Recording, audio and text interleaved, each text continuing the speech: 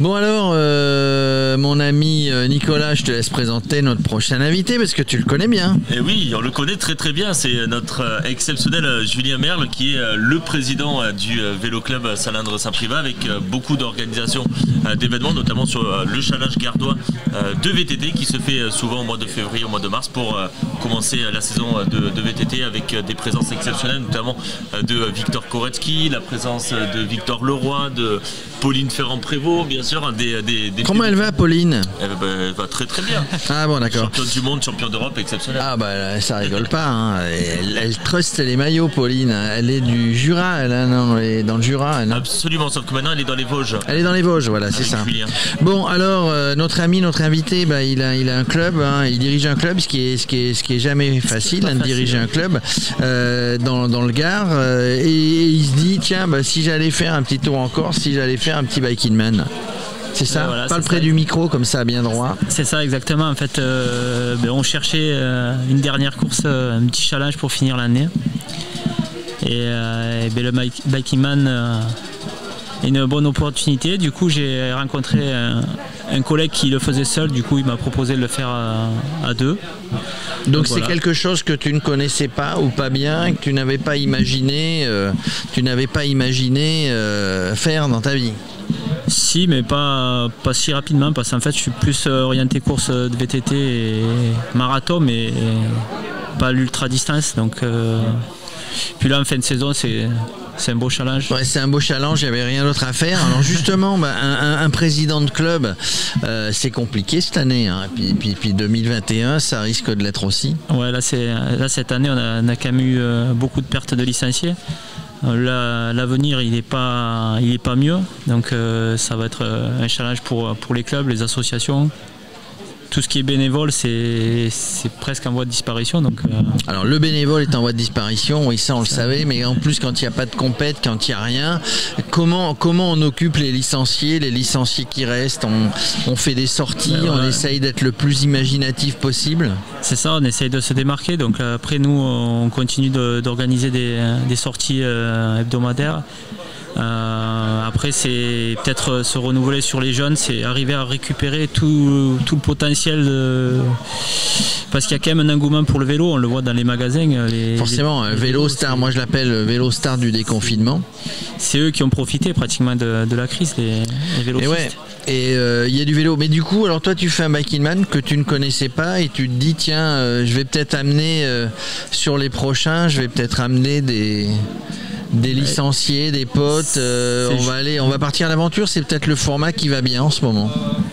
Après moi j'aime bien quand c'est dur, donc après ils sont pas tous de mon avis dans le club, donc mais c'est pas dur, 15 000 de dénivelé c'est que dalle. Ben ouais, non mais c'est tout dans la tête. C'est tout dans la tête, c'est de la rigolade. Comment tu t'es préparé pour ce Bike in Man?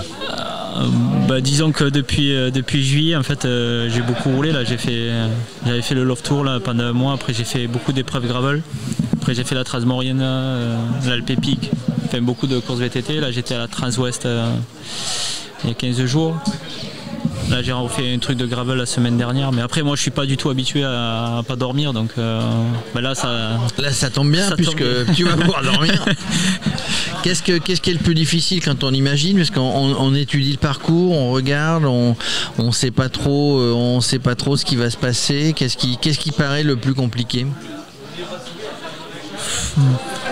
Je sais pas, comme ça, moi le dénivelé ça me gêne pas. C'est la pluie, on va dire s'il pleut. Non mais il pleut jamais encore. Mais s'il pleut pas. Vous avez regardé la météo? Donc, non, après je pense que si le paysage est beau, ça donnera envie d'aller de l'avant. Donc c'est ça pour toi. Donc quand on a le paysage ça donne. On vient pour. Ça donne la force. On vient pour en même temps regarder le paysage. Ouais, c'est ça. C'est une aventure donc. Tu es aventurier dans l'âme, toi? Il faut être aventurier pour venir sur ce genre de race. Ouais, il faut aimer l'aventure, les galères. Il faut pas se plaindre, parce que disons qu'on a la chance de faire du vélo et on est en bonne santé et on peut profiter de tout ce que la nature nous apporte. Donc c'est quand même bien. Moi on se connaît depuis maintenant une dizaine d'années. Tu organises énormément d'événements, comme je l'ai dit en début d'interview. Voilà, aujourd'hui organiser c'est très très très très compliqué. Tu as Axel Carion qui est l'organisateur de cet événement-là avec les bénévoles. Est-ce que tu as un petit mot à dire à Axel, l'organisateur, et également à toute l'équipe des bénévoles? Disons que c'est vrai que organiser un événement et puis en plus là ça tombe vraiment on est à la limite d'un changement de période. Moi je l'ai connu quand on a fait le premier confinement. En fait on devait faire la course le 14 mars et on a eu la réponse le samedi que la préfecture voulait pas. Donc en fait c'est une angoisse permanente et puis en plus il y a tout. On fait une course pour les gens donc il faut se soucier de tout le monde. Donc là arriver à organiser comme ça quelque chose avec des gens qui viennent un peu de partout, c'est quand même oui, et en plus il fallait prendre un bateau ou un avion, donc ça rajoute à la difficulté du truc. Et que les gens soient venus, ça prouve qu'il y a quand même un intérêt, que les gens ils sont vraiment motivés pour ce type d'épreuve. Oui, alors l'intérêt c'est peut-être aussi parce que comme il n'y a pas eu beaucoup d'épreuves, ou comme on sait qu'il ne va pas y en avoir peut-être beaucoup qui vont venir, on se dit tiens on va profiter de celle-là, on est passé juste entre les gouttes là, mais c'est peut-être l'idée de dire on va la faire, on ne sait pas ce qui se passera derrière. Ouais, quelque part c'est sûr que là on peut pas prédire l'avenir. Et donc, vous êtes deux, hein, tu nous disais, ça, avec un pote. Vous allez vous attendre, vous allez vous suivre, parce que normalement on peut pas être en peloton, hein, on peut pas être avec d'autres, mais on peut s'aider, on peut être à deux. À deux, disons qu'il faut se suivre. Donc il y en a un qui remonte le moral à l'autre quand il y en a un qui a le moral au fond des chaussettes. Voilà. Finalement. Pour une première, on va commencer comme ça et. Peut-être les futures épreuves, on verra après. Donc l'objectif, c'est en avoir plein les yeux de ces ces beaux paysages, de s'amuser, de profiter et terminer finalement, d'avoir la médaille du finisher. Hein. C'est ça. Et ce que je trouve beau aussi, c'est que voilà, c'est les retrouvailles aussi, parce que Julien il est du Gard, son collègue Vincent il est de l'Ariège. En fait, on s'est connus sur une épreuve cet été et en fait il y a quand même une certaine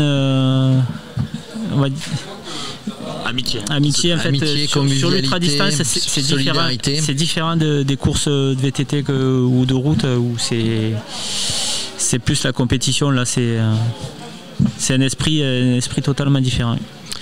Écoute, dis-moi, vous retrouvez également des personnes de l'Île-de-France, de Oui, voilà, c'est ça. C'est qu'en fait, on voit que tout le monde toute la France est là. Toute la France est là, ouais. Toute la France est là. On se retrouve des gens qu'on connaît sur d'autres aventures, d'autres compètes, et on se retrouve là partager la même passion, à partager la passion du vélo, à s'amuser. Écoute.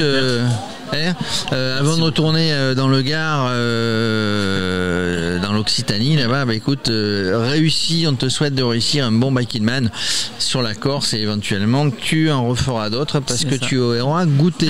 Merci, à très bientôt. Allez, merci beaucoup. Merci Julien.